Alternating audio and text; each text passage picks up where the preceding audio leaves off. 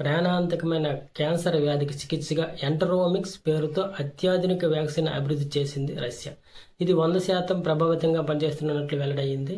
ఈ వార్త క్యాన్సర్ రోగులకు గుడ్ న్యూస్గా చెప్పుకోవచ్చు.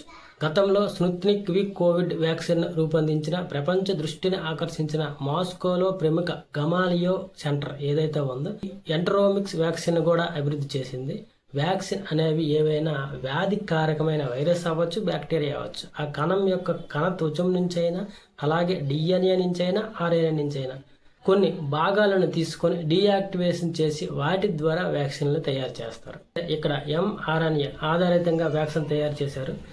దీని ద్వారా వ్యాక్సిన్ నేరుగా క్యాన్సర్ కణాలను మాత్రమే లక్ష్యంగా చేసుకుని దాడి చేస్తుంది. ప్రస్తుతం ఈ వ్యాక్సిన్ క్లినికల్ ట్రయల్స్లో ఉంది. విజయవంతం అయితే మార్కెట్లోకి వస్తుంది. రష్యా ఈ వ్యాక్సిన్ తమ పౌరులకు ఉచితంగా ఇవ్వనుందని పేర్కొంది. అలాగే 2-3 ఏళ్లకు అంతర్జాతీయంగా పంపిణీ మొదలయ్యే అవకాశం అయితే ఉంది.